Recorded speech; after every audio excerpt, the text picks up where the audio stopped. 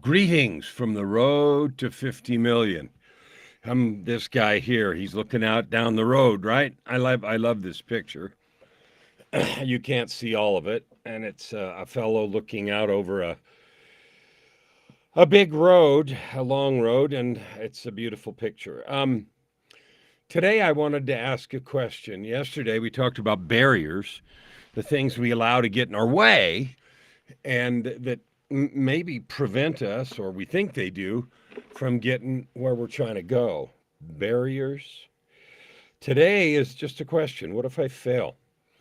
Well, one of the things that I love and that I say to myself and remember and talk about is a piece of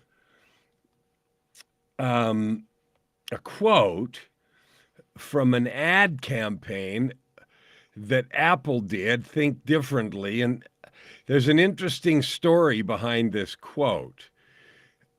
And that is the "Here's to the Crazy Ones" quote. And I'm going to actually quote it again in a minute because I know you've heard it, but I'm going to do it anyway. But the story actually is interesting because in the beginning of the computer wars, when Apple created the Macintosh, it was considered a computer for artists, for creatives, and then it got big in the music world. I remember Mac was the music computer, and when I first started doing music computers, and I haven't used one for a while, but I remember Mac. It was the creatives computer, right? Joy remembered that because in her office, she worked in the government at that time, and she was responsible for designing brochures and stuff for the Department of the Environment for the government of Alberta. And she was the only one in the department that had a Mac, and she wanted that because of the creative thing. Anyway, so because it was sort of for creatives, it was kind of looked down on for regular business things. And the story behind this quote is that Apple Computer, instead of saying, oh dear, they're mischaracterizing us, we're going to lose the whole business market because that we're viewed as just a creative's computer, they decided to just sort of lean into that, right? And that started the whole Think Different campaign. And I don't know if that was the start of it or not, but I think that's the story. I did a little research. And the piece of the quote I read online is attributed to many different people. And this is not an argument about who wrote it and who liked it and who said it first. But here it is. And it's "Here's to the crazy ones, the misfits, the rebels, the troublemakers, the round pegs in the square holes, those who see things different. They're not fond of rules, and they have no respect for the status quo. You can praise them, disagree with them, quote them, disbelieve them, glorify or vilify them. About the only thing you can't do is ignore them because they change things. They push the human race forward. While some see them as crazy, we see genius. Because the people who are crazy enough to think they can change the world are the ones who do. Now, you've heard that before. And it's important for today because the question is, what if I fail? What if you, first of all, what is fail? Like, fail just means, I have a book that's on the drawing board. Unfortunately, it probably won't be until the 2024 publication year, but it's called Failure: The Art and Science of Challenging Boundaries. And the outline is done. The story arc, those of you that are familiar with my work and the book, The Story Arc, it's how I do these books. I create a story arc. But anyway, that's done. I've just got too many in front of it. Failure is nothing. It is simply not getting what you thought. Okay. Or not getting it in the time frame you thought. That's all failure is. And we invent a story that says I didn't get what I thought, or it didn't happen as fast as I thought, and so I suck. That's an invention. That is a pure, ridiculous, untrue invention. I didn't get what I thought. That's a okay. That is a fact. Because there are only two things, there's what is and what I choose to do about it. So in the what is universe, I didn't get what I thought. Okay. The story is, and therefore I suck, and therefore people think bad things about me. I have a name for that. It's called Witot. Witot. Write that down. Witot. It is a fungus. It kills more people than COVID ever will. And it stands for what I think others think. So we live in a disease of Witot, what I think others think. And that keeps us from trying things. It makes us hide our faces in shame when we fail. It makes us dive for cover when someone's going to laugh or point or whatever. It isn't even anything. It is an imaginary disease that kills more dreams and effort, and I say than COVID ever will because we just had this COVID thing. But where in your life is Witot, what I think others think, getting in the way of your growth, progress, self esteem, self love, and doing the things you mean to do? Where is that happening? Is it happening?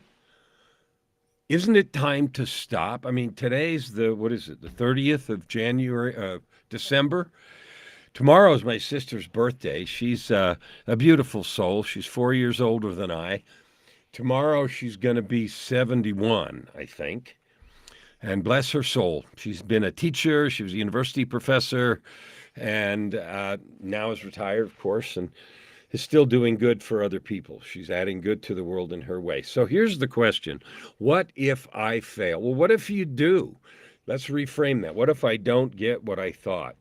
Okay, there's 2 points. One, if you don't try, you know what you'll get, nothing, right? Now, you may be satisfied with that. You may be happy to live in mediocrity or in half baked stuff. But once you reach a place where you've experienced excellence, real excellence, it's really tough to be satisfied with anything else because the way we do one thing is the way we do everything.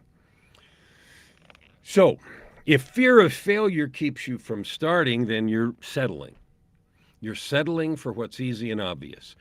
That isn't the way to ultimate life. That isn't the way to purpose, prosperity, and joy. So if fear of failure is in your way, I'd love to help you with that because I have a course about failure, how to avoid it, how to eliminate it, how to get past it, etc. So there's a whole thing about how to reframe it, how to understand it, how to stop allowing it to take the fuel from your engine, the dream from your heart, the determination from your soul, and to reduce your commitments. There's a whole way to eliminate failure. Anyway, so that's the first thing. And the second thing is that's the people that don't even try because they're afraid of failure. And the second group are those that try and fail or don't get what they thought. Well, if you try, there's a saying that says aim for the moon. I think aim for the moon, and if you miss, you'll land among the stars. The sentiment is exactly right. Blast off, go for it, take off, head for it. And if you don't land on the moon and you end up in the stars, okay. Because, and here's the key, this is the magic key. It isn't even the result that's important. It's who you and I become as we are trying. That's what matters. What matters isn't the result. I don't care if it's $1 billion or anything else. What matters is who we become when we're trying. Because we have chosen to try. We've chosen to do the effort. We've chosen to move in the direction of our dreams, as Thoreau says in Walden. So what if you fail? First answer is so. You didn't get what you want.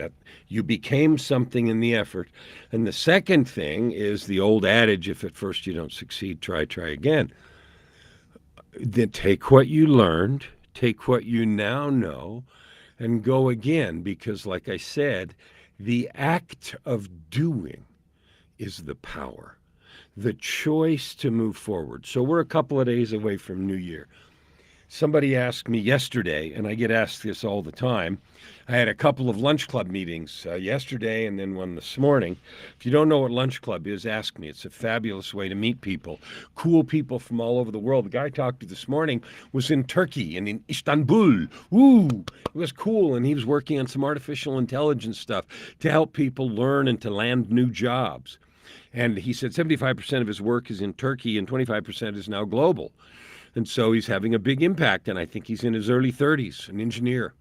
And it was delightful to talk to him. So if you don't know what Lunch Club is, talk to me and I'll get you an invitation. But anyway, I met him today and it was fascinating to hear about his effort and his work.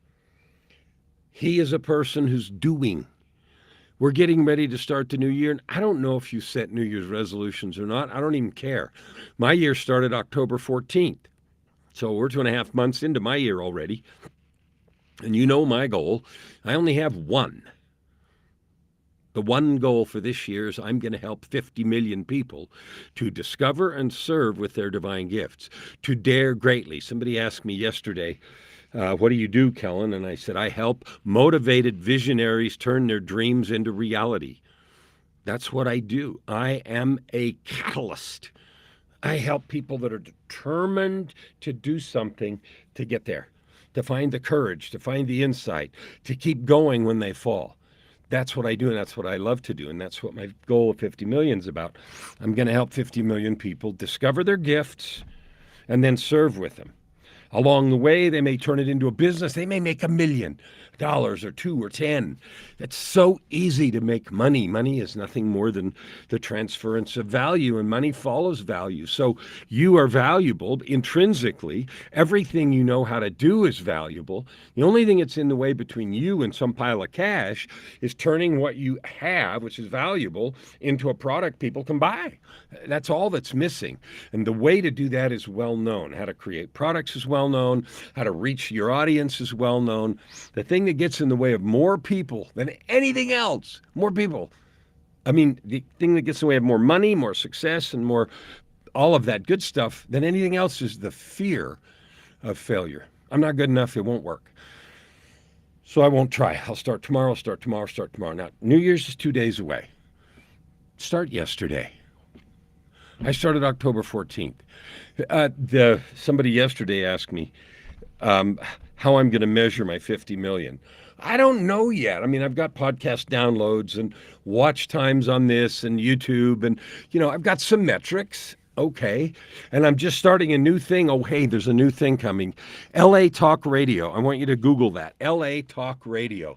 LA Talk Radio is a talk radio show that has been on for a long time. The owner of the station, Sam Hassan, who I know, I was on LA Talk Radio for a year and a half back, 2013-14, about 8 years ago, or 9 years ago now. And then it was audio only, and now it's going to video. So I'm going to start doing a weekly live stream for an hour, probably on Tuesday afternoons on LA Talk Radio, and I'm going to need some guests. So if you want to be on LA Talk Radio, and you want to be on a live stream for an hour on a Tuesday afternoon, I'm going to start in a couple of weeks in January, looking for some guests, and I'm looking for people who are committed to excellence, committed to growth, committed to overcoming obstacles, committed to living into the true value of your heart and soul. I'm looking for people who want to share who they are and what they have. So if you want to do that, reach out to me. Right? Reach out to me because I need some guests for my LA Talk Radio. All right. I know that when I fail, what if I fail? Lean into it like Apple.